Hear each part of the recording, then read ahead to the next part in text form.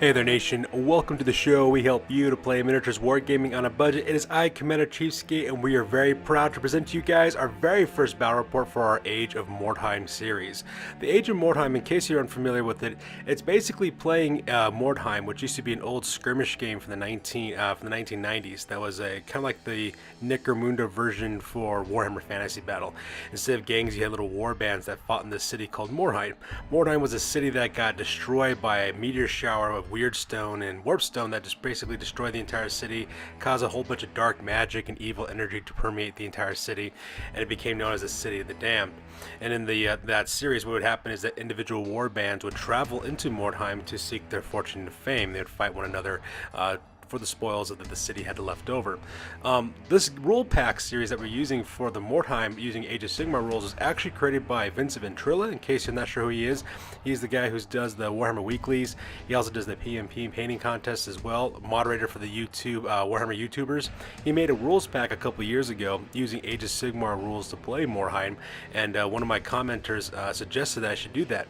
He put a comment down on one of my Shadows over Shadespire videos about how Vince Venturella had created a skirmish rule pack using Mordheim rules for Age of Sigmar, and so my friends and I decided to give it a try. So we're starting our very first Mordheim campaign using Age of Sigmar rules. In our very first battle report, we have actually two war bands going at it. It's between my friend Screamo the Emo with House von Koss of the Flesh Eater Courts versus yours truly of the Lords of Azure Skies with my Stormcast Eternals. So we have 6 war bands that we're doing for this test campaign. These are 2 of them. One is the Flesh Eater Courts war band. The other one is a Stormcast Eternals warband. We're going to fight using a Blood in the Streets scenario, which is basically just like a normal throw it down fight between these 2 warbands. We're going to play some background music real quick and scroll some text that shows you what the warbands are bringing. If you want to see exactly what each warband consists of, feel free to take a look at it and pause at your own leisure. So with that being said, ladies and gentlemen, let's get this on.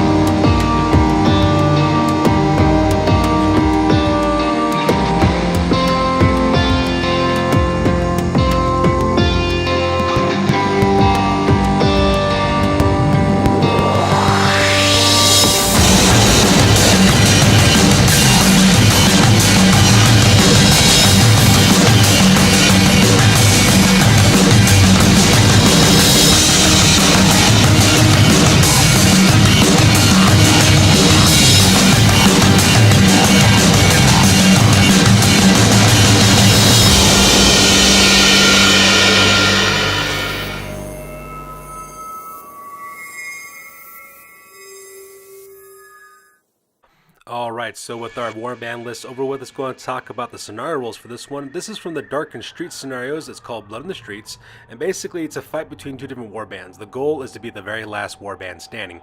The winner either drives off or manages to kill the entire enemy warband, and that's how you determine the winner.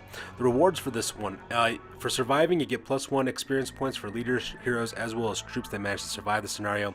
The leader, who's also victorious, also gains +1 experience points as well. You also gain +1 experience points for murder, which means that every single time you put an enemy out of action, you get an experience point for that as well. That doesn't matter if it's troops, heroes, or leaders. It's all exactly the same. You also get a bonus 2 experience points called Murder Streak if one of your heroes manages to put 5 enemies out of action. And also, you also get 3 experience points for the leader if you manage to wipe out the entire enemy warband by putting one out of action. So with the scenario rules over with, let's go and talk about exactly what the battle plan and the layout is for this one.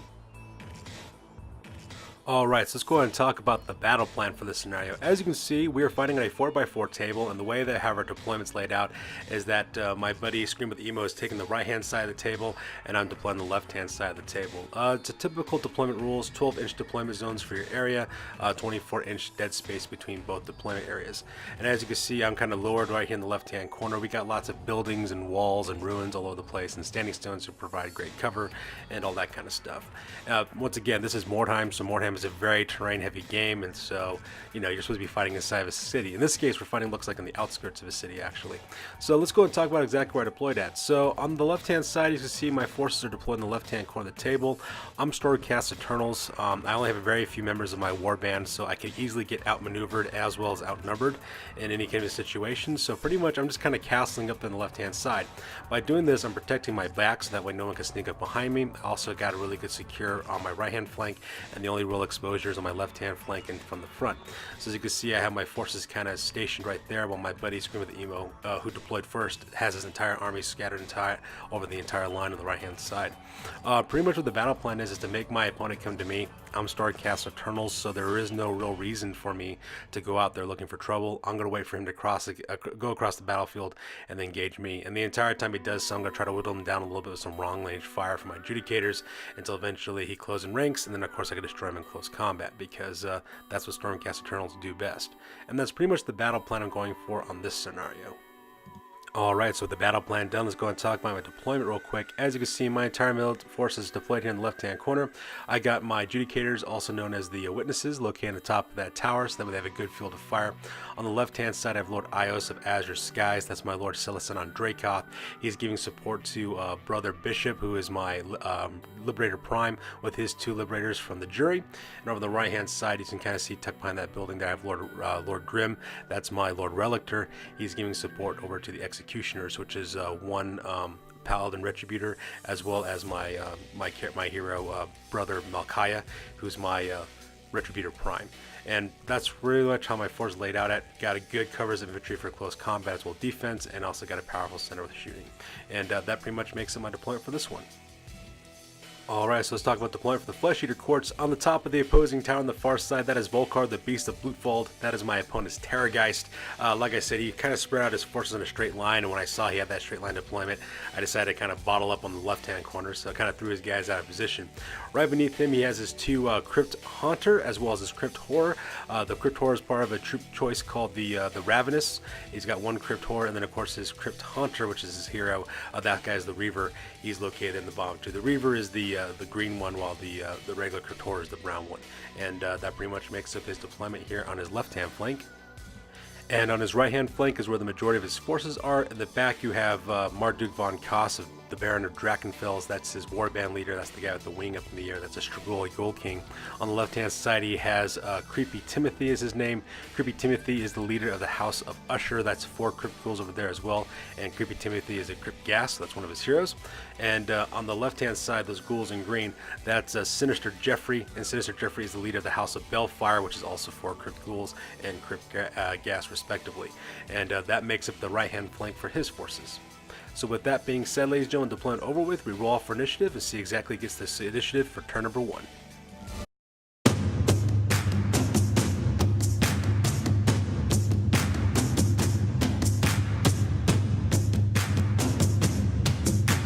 Alright, so that takes us directly to the top of turn number 1. I managed to secure the initiative on this one.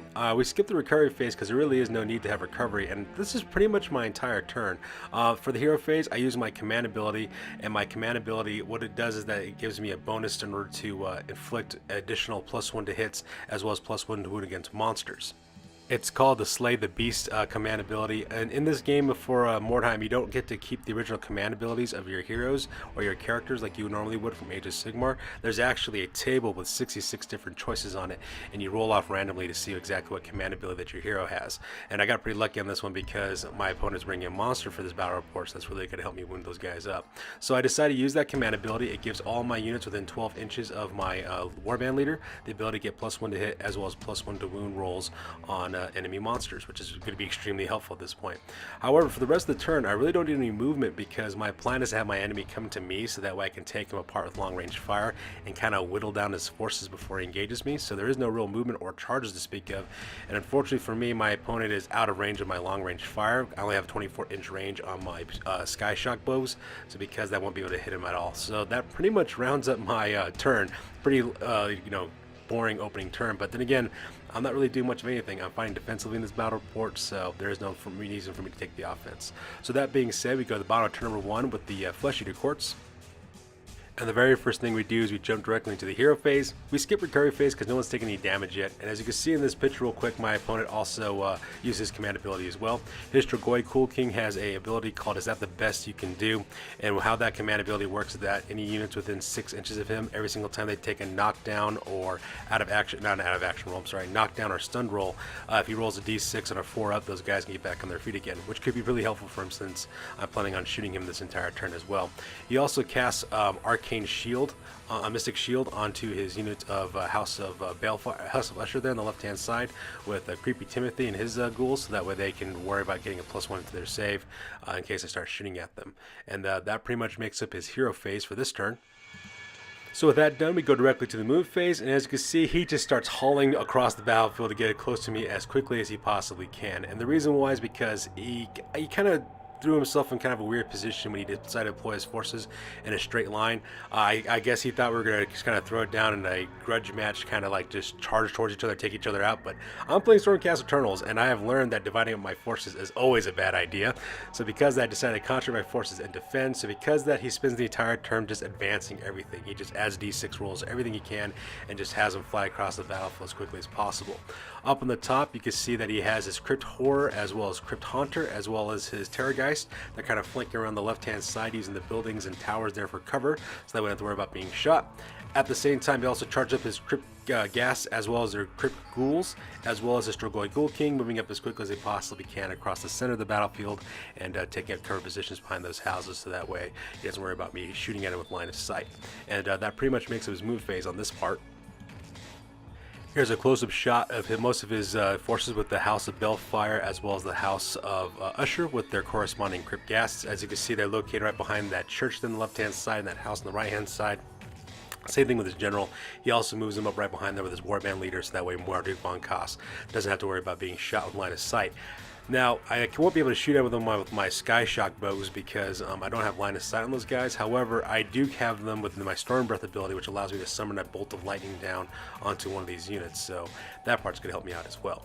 And pretty much since he spent the entire turn advancing forward, there is no charge phases or shooting in this army. There's also no combat or Battleshock phases, and that pretty much drops us to the bottom of turn number 2, and we roll for initiative to see exactly who will go first.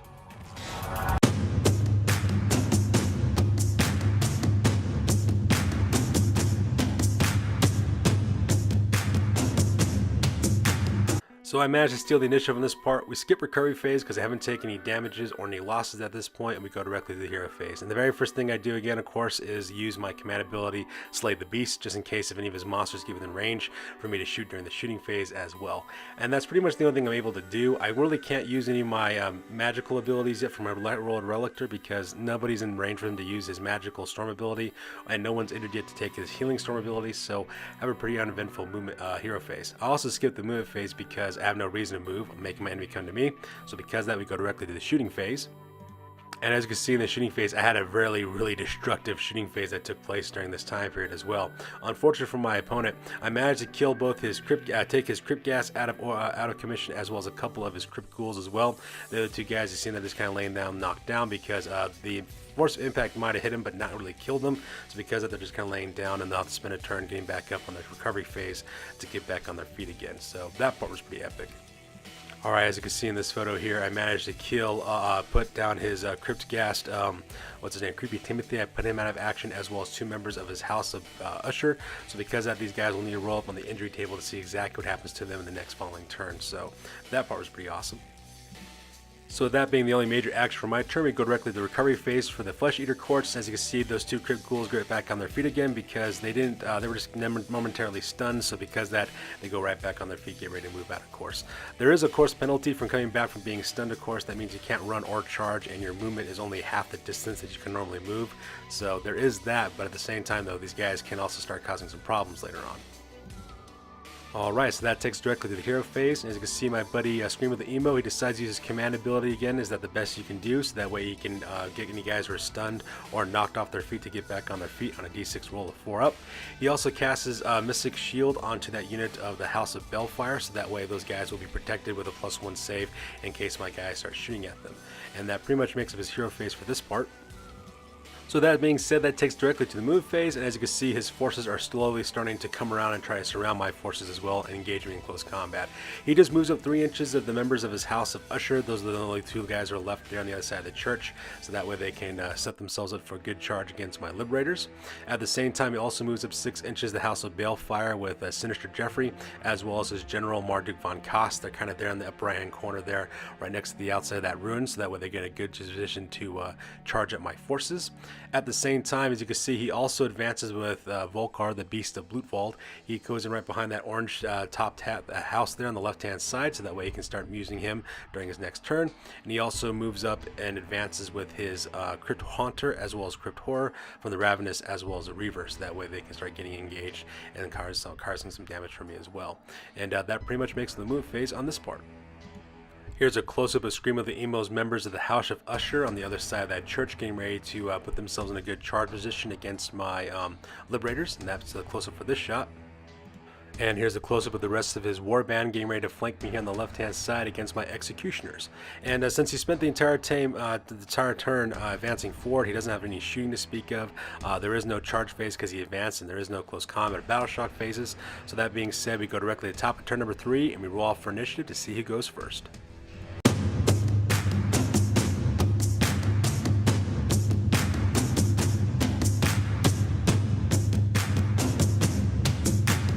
Alright, so I managed to secure the top of turn number 3. We skipped the recovery phase because I haven't taken any injuries or losses and go straight to the hero phase. And the very first thing I do again is, of course, use my command ability, Slay the Beast, because this time Volkar, the Beast of Blutwald, he is within range of my adjudicators, so that way they can start shooting at him, and hopefully I can get some +1s to hit, as well as +1s to win goodness against that monster. Plus, if in the next turn he decides to charge directly into my Executioners, those guys also get +1 to hit, as well as +1 to wound as well. So that means my adjudicators, as well as my Executioners, will get +2 to hit as well as +2 to wound against that guy, and these guys can cause some major damage in their attacks, so hopefully I'll be able to bring that monster down pretty quickly.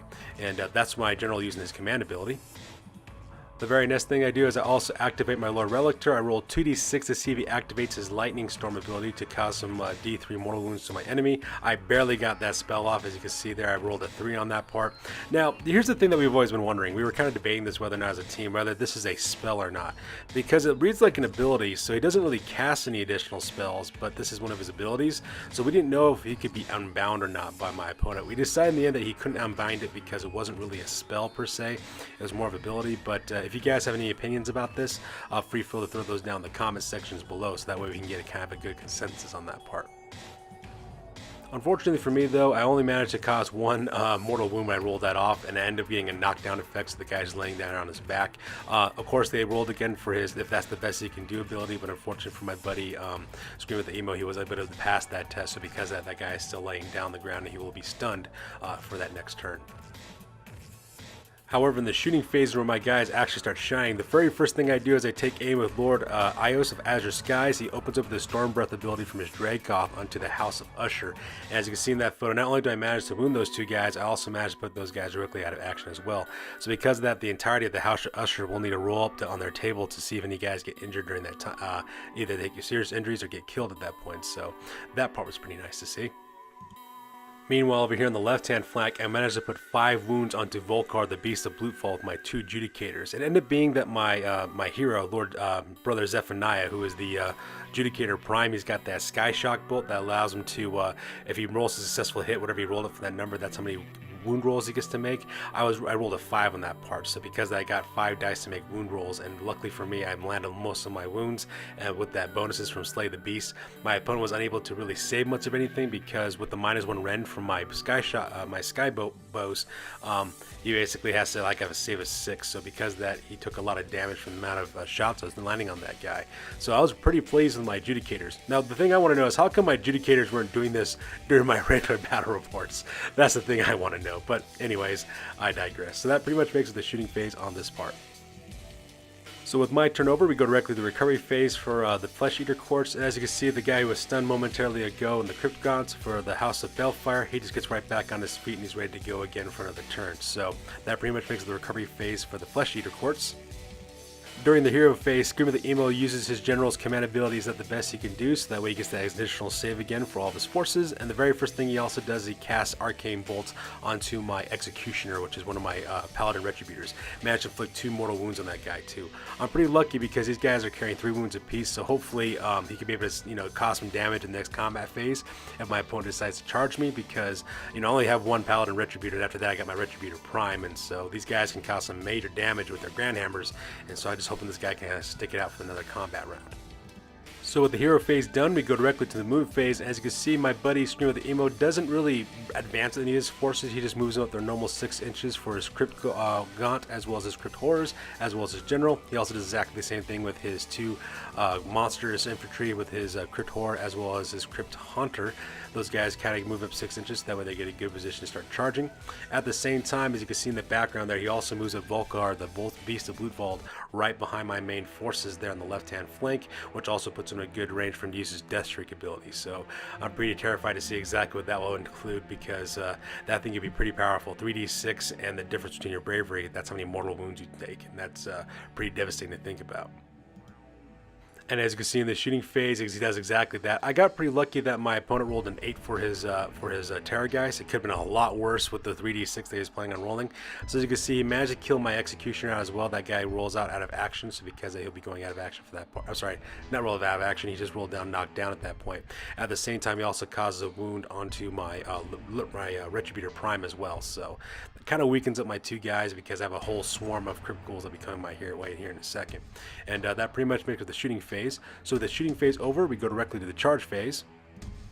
And the very first thing my opponent Scream of the Emo does is that he charges Volkar, the Beast of Blutwald, to charge directly into my general, Lords of Azure Skies. So now my general is facing down a Terrorgeist in close combat, which could be pretty devastating, because a Terrorgeist's claws causes D3 damage, and his maw causes D6 damage as well. So if I'm really unlucky and this guy managed to land a few hits on me, he could destroy and basically eat my general alive if I'm not careful at all. So that's the charge phase that took place here on the left-hand flank of the battlefield. And at the same time, he charges with his general, Marduk von Koss, the Baron of Drakenfels. He charges into Lord Grim, my Lord Relictor. So now those two will be engaged in close combat between the 2 of them. At the same time, he also charges in Sinister Jeffrey, as well as his House of Balefire into my Executioners, as well as Brother Malchiah, my Retributor Prime. So now those guys will be engaged in close combat as well, and see exactly how that kind of turns out. Luckily for me though, his Ravenous, which is his Crypt Horror, as well as the Reaver, which is his Crypt Ghast, Crypt Hunter rather, they weren't able to make their charges, so I got pretty lucky on that part as well. Alright, so that takes us directly to combat as well as the Battleshock phases, and as you can see in this photo, I was unable to cause any injury against his War Band leader, but he managed to put 2 wounds onto my Lord Relictor, so that's kind of sad, because that Relictor only has 2 more wounds before he dies, so that was pretty devastating. However, the real interesting part of the combat took place between my Executioners, my 2 Paladin Retributors, versus those Crypt Ghouls. As you can see, not only did I manage to take out the Crypt Ghast, which is the leader, the character, Sinister Jeffrey, also managed to take out a handful of Crypt Ghouls as well.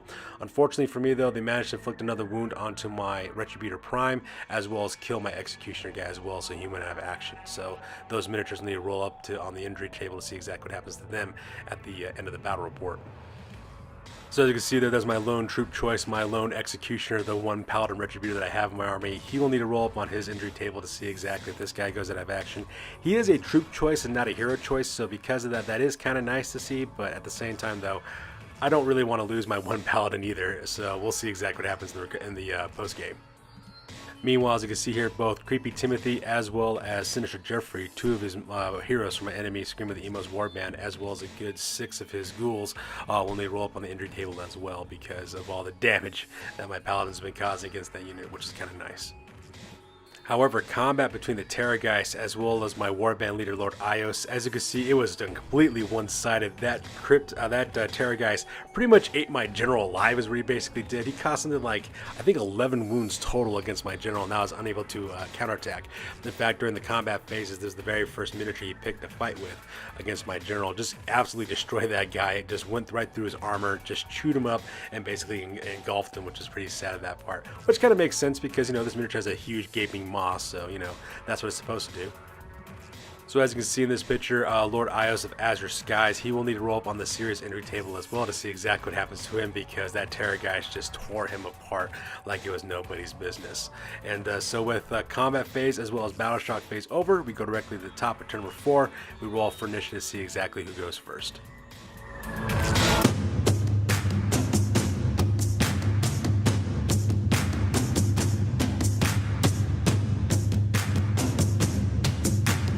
Alright, so I managed to win the initiative on that part, so because I would go directly to the hero phase real quick, and the first thing I do is I use Healing Storm on my Lord Relictor, managed to heal up the 2 wounds that I was put on him by my enemy general, Marduk von Koss. So that way my Lord Relictor will still stick around, because I at least need one hero whose bravery is higher than everybody else's, so that way my guys don't fling off the battlefield if things get to go bad. And since I only got that one character left, that pretty much works up my entire hero phase. In the movement phase, not real much movement really takes place, as you can see in this photo. The only thing I really do is I turn my 3 Liberators around, and my 2 Liberators as well as my Liberator Prime with Brother Bishop, turn around so that way they can charge directly into that Terrorgeist, because these are the only thing I really have to go against this thing, because my Paladin and my Paladin Retributor Prime are basically just engaged in close combat already. I do get a bonus to +1 to hit because I do have the Lay Low to Tyrant's ability on my 3 Liberators, so there is that. Plus I could do some shooting with my Adjudicators as well, so hopefully I might cause enough damage to kill this thing finally. But you know what, it is a monster, so, and my general is gone, so I don't get any bonuses anymore for that, so we'll see what happens on that part. Alright, so that takes us directly to the shooting phase, and once again, my Adjudicators just roll out of the box on the wounds that they caused this Terrorgeist. They managed to put 4 additional wounds on this guy for a total of 9 wounds, which is absolutely fantastic to see that part. These Adjudicators are really earning their pay on this one, because they're just landing those shots and causing a lot of damage, especially with the Liberator Primes, the Adjudicator Prime, Brother Zephaniah. He's just really landing that shots with that super bow of his, and that's just amazing to see. So that pretty much makes it the shooting phase on this half. So with that being said, we go directly to the charge phase, and as I said before, I decided to charge in my 2 Liberators as well as Brother Bishop, the Liberator Prime, directly into the Terrorgeist, because this guy is already carrying 9 wounds on him. He only needs a couple more wounds before this guy is dead and or combat ineffective, so that's what I'm pretty much going for during this turn as well. And hopefully what I end up doing is, if I can't really defeat this guy, what I'll do in the next turn is charging my Adjudicators as well, and just hope that my Liberators can kind of hold out at this point.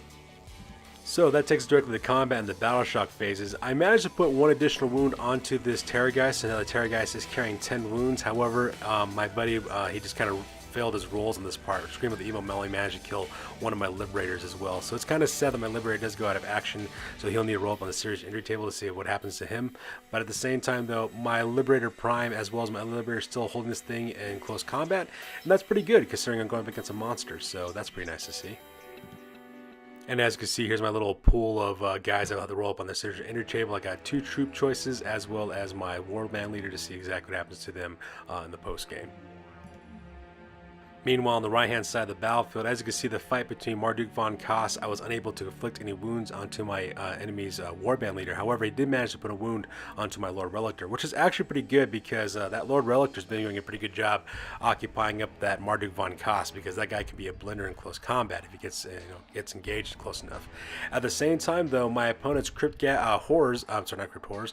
Ghouls were unable to inflict any damage on my brother Malchiah, which is the Paladin Retributor Prime. So because that he stands his ground, he swings his Grand Hammer, manages to finish off the rest of those ghouls as well, and puts those guys directly out of action. So as you can see in this photo, both of his Crypt Gas as well as both his units of Crypt Ghouls will need to roll up on the serious injury table at the end of the post game to see exactly what happens to them. And I'm just feeling really good right now because I pretty much have caused a lot of casualties on my opponent, so he'll need to take a route test to see if this guy will fly off the battlefield or not. And we forgot to mention, because my opponent is playing Flesh Eater Quartz, these guys do get a special ability for their warband, and that's why we're going back to this photo. Every single time a member from this warband managed to kill somebody in close combat, they also gain a point back in health. So you can see in this photo here that Terror Guys is now down to 9 wounds instead of 10 because he did kill one of my Liberators, so because of that he gained a point of health back. That's the maximum amount you can make per turn with that warband ability. Alright, so with that being said, we go directly to the bottom of turn number 4 for the recovery phase for the Flesh Eater Quartz. And the very first thing that my opponent Screamer of the Emo has to do is take a route test because he has so many casualties. As you can see, he rolled a d6 score of 5. And how the route test works in the Age of Sigmar is that if half your forces are out of action, you add +1 to the score. And if your leader is out of action, you add +2 to the score. And if you get to 6 points total, that means your army is routed. So because of that, we get the +1 bonus because all his guys are pretty much out of action. So because of that, the warband of House von Koss flees out the table because they've just been routed. And as you can see, ladies and gentlemen, that takes us directly to the end of the game because House von Koss has been routed, and that was actually I just got saved by that test because I have no illusions whatsoever. If those Crypt Horror as well as Crypt Haunter managed to close in with my Retributors, and if my Liberators didn't hold out this turn, my army would have been just destroyed at this point because that Terror Geist would have chewed right through my Liberators, then got after my Judicators, then his General as well as his Crypt Horror and Crypt Haunter would go through and eat up my guys, and so it would have been really, really bad for me. He would have easily won that half of it if he went another turn. So I got really lucky in the fact that he failed his route test. So with that being said, ladies and gentlemen, that brings us to the end of this battle report. We're going to talk about the post game for each of the warbands, and talk about exactly what happened to each of them. Alright folks, now it's time for the post game. Let's go talk about House von Koss, the Flesh Eater Quartz warband. For injuries, as you can see, 4 members of their groups basically had to take injuries. Sinister Jeffrey, that Crypt Gas made a full recovery. However, Creepy Timothy, that guy ended up being killed. So because of that, House von Koss loses one of its heroes.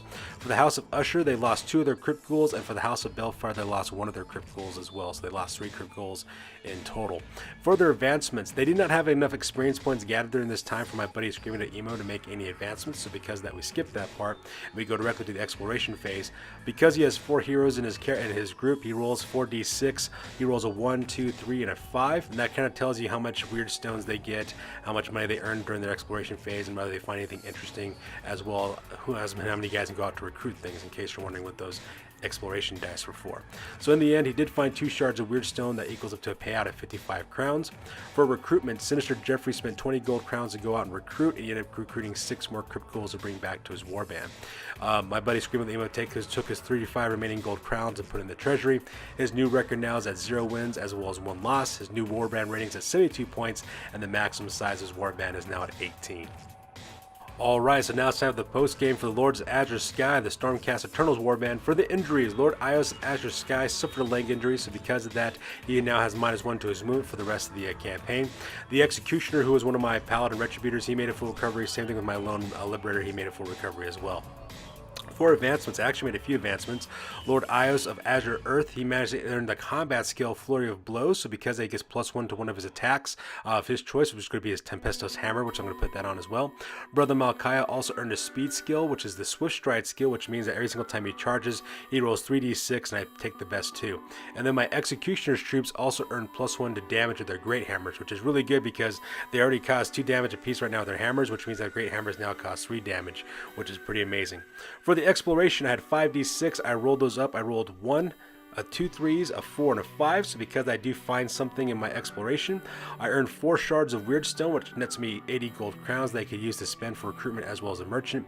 And like I said before, those 2 3s gave me an exploration. I found a red caravan, and inside that red caravan, I discovered a Mordheim map in the wreckage, which allows me to re-roll dice later on during the exploration phase for the next battle report, which would be kind of cool. For my recruitment, Brother Malchiah spent 20 gold crowns to recruit 2 more Paladin Retributors to my Executioners, and now those guys have 3 members in that group, so that's going to be really helpful. I then took the remaining 10 gold grounds and put it back inside of my treasury as well. My warband's new record now is at 1 win as well as 0 losses, and my new warband rating is at 118 points with a maximum size of 14. So that's going to do it for this one, ladies and gentlemen. As always, please feel free to like, comment, and or subscribe. Your guys' input is invaluable as always. Also check us out on Facebook, Instagram, Google+, as well as Blogger for all the latest and greatest in our hobby. So far, my friends and I are really enjoying this new Mordheim rule set using Age of Sigmar rules from Venturella. Like I said before, down in the descriptions below, you can find the links to the rule pack as well as to the videos on YouTube that talked about him and his group and his friends gaming group creating the rule pack for this, and so that's for us to enjoy now. I also got the little link that also gives you the pack for the rules too if you want to do this for your own gaming group. As always, you guys, that's going to do it for this one. You guys stay classy and peace out. We will catch you guys in the next one. See you guys in the next one.